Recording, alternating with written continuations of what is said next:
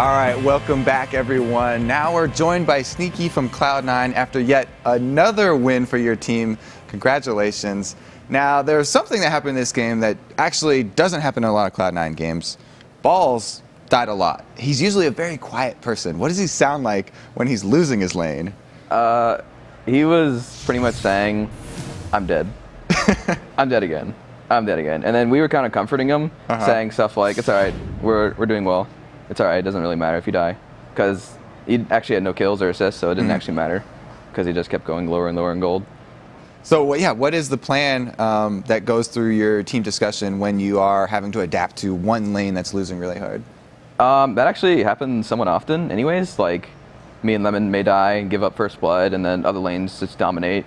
Like, we just try and do better across the whole map when one lane is failing. Okay, so let's talk about your and Lemon's lane. You're very famous now for this AshZyra combo because of all the utility that it brings, but Velocity also ran a very utility-heavy duo lane in Varus and Nami. What is it like going into another matchup in the duo lane that has so much?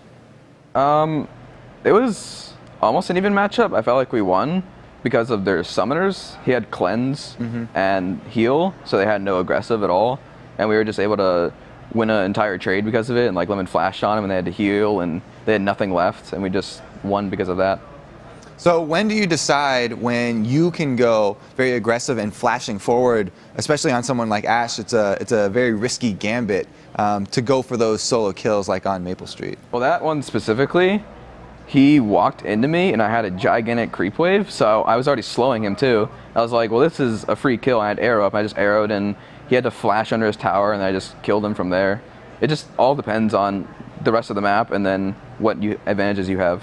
Does the other team having a duo lane with so much utility change your guys' mid-game or end-game plans with how you want to choose your engagements at all? It definitely does. It makes us not able to fully engage everyone because they can disengage a lot of the times. But other than that, it doesn't really affect us that much. Are you guys worried at all about the Vulcan Mikhail's Crucible that they've started using against Ash now?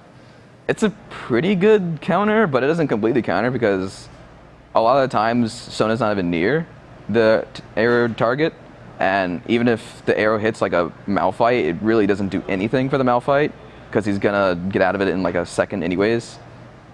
Okay, so we all know that Lemonnation is your support in-game, and he does that very well, but who is your support in real life? I guess my mom and girlfriend. They like tell me good luck and have fun and whatever, just good games and stuff after the games and before the games. Makes sense. Always good to have that support group too. So actually, you know, how did you really become pro? What's your path to pro, since so many viewers out there are wanting to be professional players now that the LCS is so big? Well, I started playing League and just casually, and then I just started going high up in the ranks. Like Season 1, I got 1900 and I stood on that, and then Season 2, I went all the way up to like 2650. I just played a lot of solo queue, and then people start to notice you, that you're doing well, and then try and pick you up for teams. And if you want to go competitive from there, you can. And you just start learning the whole team scene. So then once you did get picked up and you started playing with Lemon so much, how did he change your style, if at all, as an AD carry? Well, Lemon kind of controls the lane. Like when we're in 2v1s, he tells me to push the lane or hold it here and whatnot.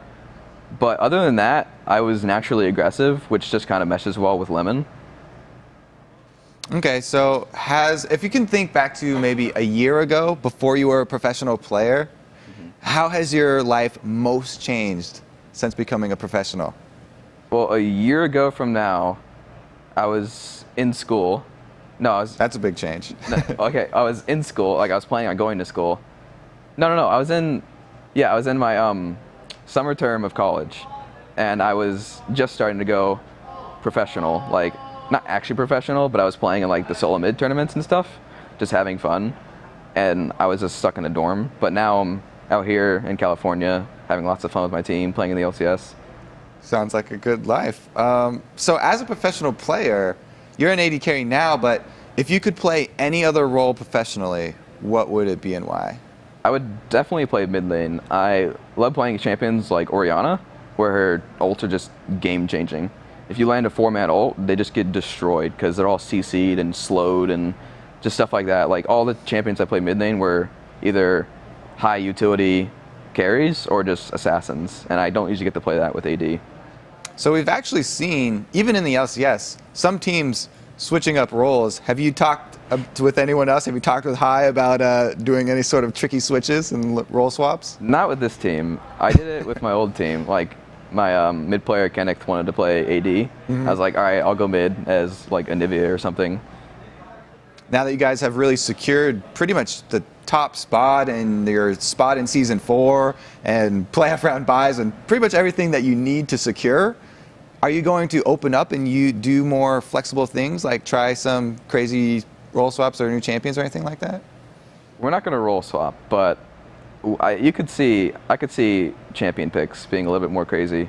But we still don't want to just throw games or anything or do stupid stuff like jungle brand. Okay, so no jungle brand. Now, our next game that is going to come up is TSM versus CLG, which has been one of the longest standing rivalries in all of League of Legends, pretty much since the game was competitive at all. Now, you have to have been a player before you were famous, just a regular player, and had maybe a different view on these teams. What did you think of TSM and CLG before you were on Cloud9? Well, I always watched CLG when they were in Korea. Like, I thought they were really good and just starting to dominate. And TSM was like in their prime a year ago. They were doing well overall and just beating everyone in NA. But now we're the top, and I get to play with them. And they're still really good teams, but obviously we're better right now. So how do you think your opinions have changed of those teams? Did your favorite between them change at all? Yeah, definitely. Yeah. I think I favored CLG more in the past, but now I'm favoring TSM because I'm closer with them. But I kind of knew their personalities through watching all their vlogs and just videos about them. Like, that's what the videos do, that you get to know them as people. Definitely nice to know them more in person than online. All right, well, thank you, Sneaky, for all of the info that you've been able to drop on us. We do have that CLG versus TSM game coming up, but first we're going to be sending it back to the